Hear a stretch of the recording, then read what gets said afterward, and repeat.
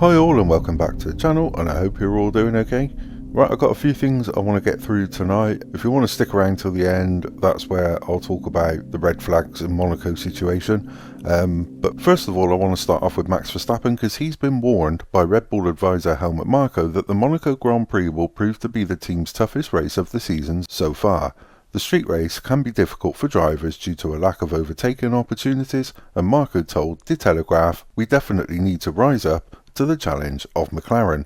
Now we go to Monaco, and there it's pretty much all about qualifying. I think that will be the most difficult race so far for us. Also because of the bumps and curbs there, I also expect a lot from Ferrari there, and especially Charles Leclerc." And Marko's got a lot of theirs there.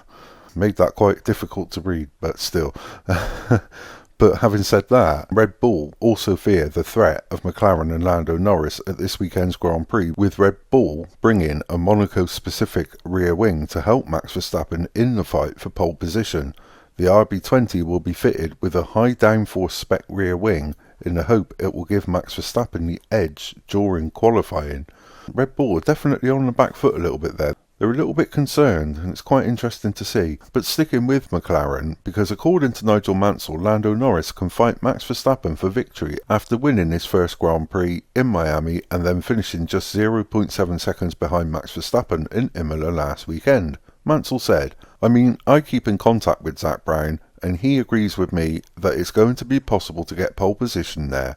Having had a pole position there 3 times myself, and I love Monaco for what it is, you can really, if you've got a car underneath you, you can do some special things there, and I would think McLaren will be fighting for pole position as with Red Bull, and of course as with Ferrari. And it's quite interesting, isn't it, to see the gains that McLaren have made, and there's so much support for them at the moment. It's really quite fascinating. And sticking with the McLaren theme, because Mercedes boss Toto Wolff has insisted that Mercedes aren't looking at McLaren with envy. McLaren struggled during the early part of the 2023 season, but have improved their car and are now competing for Grand Prix victories.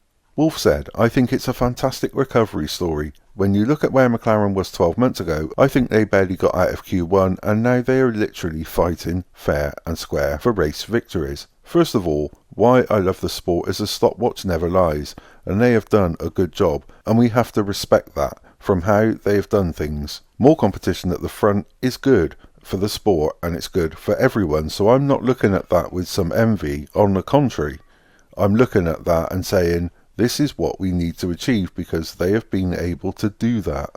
Envy or not, what they need to do is take some encouragement from what McLaren have achieved with that Mercedes power unit and start looking at what they can do to improve. Not just them, there's other teams as well."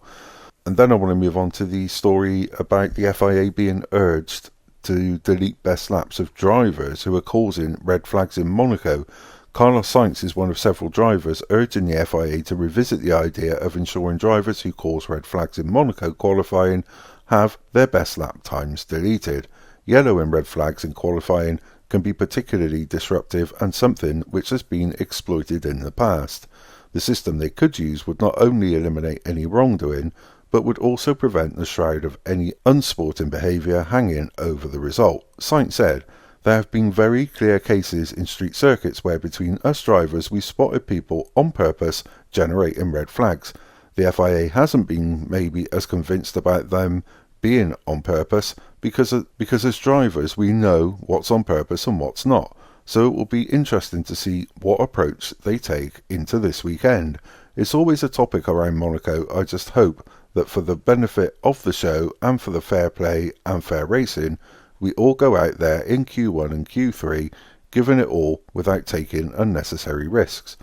The idea was briefly brought up in the wake of Perez's 2022 crash, but it is understood the FIA felt it wasn't necessary to take any further measures. However, Thursday's comments suggest it will likely be brought up again in Friday evening drivers' briefing.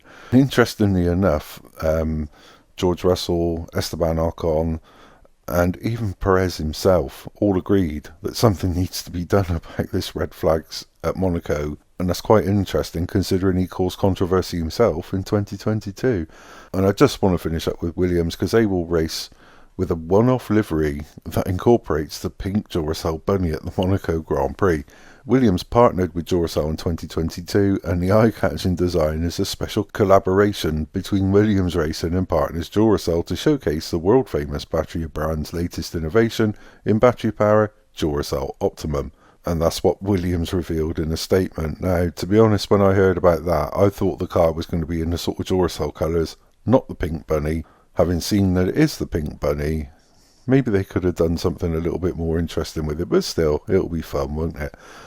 So anyway, by the time I get this video done, we'll have FP1 and FP2 on the way in just a few hours. So that's all I've got for you this evening. As always, thank you so much indeed for your comments, your likes and your shares. Truly, it does mean a lot to me, and thank you so much indeed for that. And if you do like what I do, please consider pressing the like button, also press the subscribe button, and also press the notification bell so you get those all-important future warnings of my uploads. And as always, until the next time, take care.